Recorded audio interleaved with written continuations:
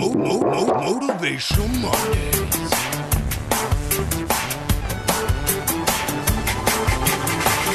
Motivational Mondays. Motivational Mondays. So, who's going to give us the motivation we need to start the very last week of 2024? May I start? Please do. I mean, mine is very simple. I'm just going to encourage everyone that's listening to start trying to make a New Year resolution. Oh, I have one, apparently. It's very old school.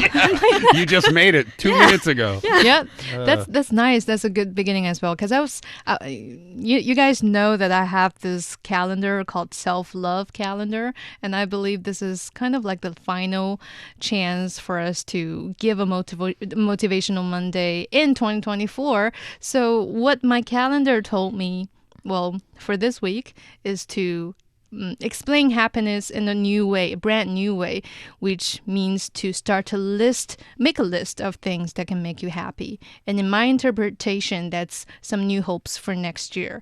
So, for example, in January 2024, I made this travel plan, that when I was applying for my new passport, which was already expired like 2 years ago, I thought about maybe I could get a Hong Kong and Macau travel pass as well, just in case sometime in the future, in the next year, I can go travel there. I've never been there before. So I applied for a new passport and a travel pass to Hong Kong and Macau at the same time.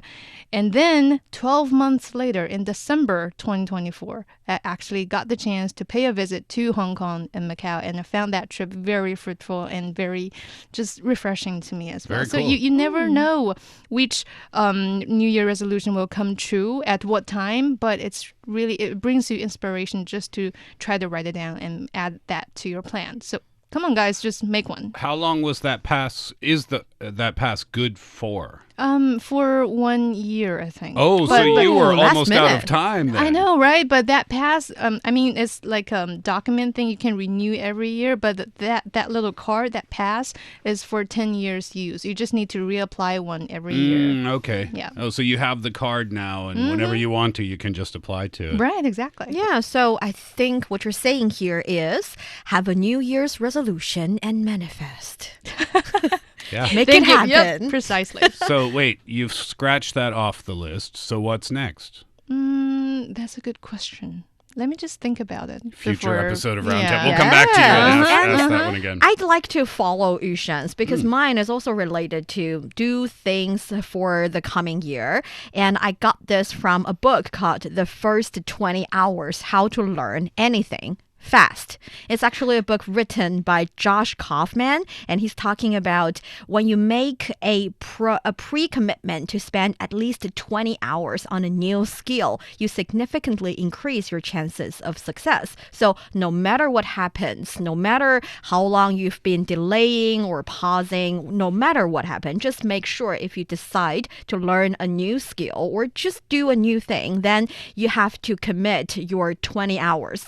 So you can make sure you use that. Well, you spend that 20 hours learning this new skill in the next month, in the next 2 months. Doesn't really matter. Just make sure you spend the first 20 hours because that 20 hours will make you really realize whether or not you can learn the new skill, whether or not you really enjoy it, and whether or not you want to keep doing it. Oh, that's an interesting concept. So if you're trying something new, and it doesn't matter what that new thing is, give it at least 20 hours. Yes. Because I guess the logic behind that is in the beginning, you may not fall in love with this thing, whatever it is.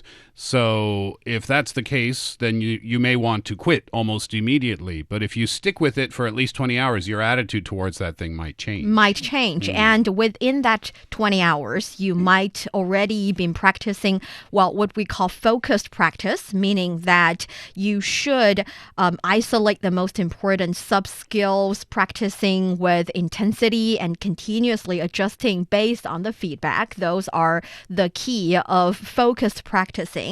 And also you're breaking down the skill two different little pieces. And the most important thing is if you learn it fast, then you're getting the fun of it faster. You might change your attitudes towards it faster, like Steve has just said. I mean, I like this. I'm just worried that this might go against your New resolution. Exactly, chilled, Honglin. chilled out, laid back vibe. I've only got 18 hours left. It's not about spending 20 hours of your 24-hour day in the you first sure? day. It's about It sounds so Honglin to try to learn things fast. no, Period. it might not be my New Year's resolution, but I think it can help you achieve your New Year's resolution for 2025. Yeah, that's a good one. Let's move on to Steve's Motivational Monday now. So apparently this is a quote from a book by Dan Millman. I don't know who that author is, and I don't know what the book was about. There's some speculation online that Socrates said this, but then there's a lot of people saying that Socrates did not say it. It was just a character from a book. Anyway, let's just get to the quote because that's the point. The secret of change is to focus all of your energy not on fighting the old, but on building the new.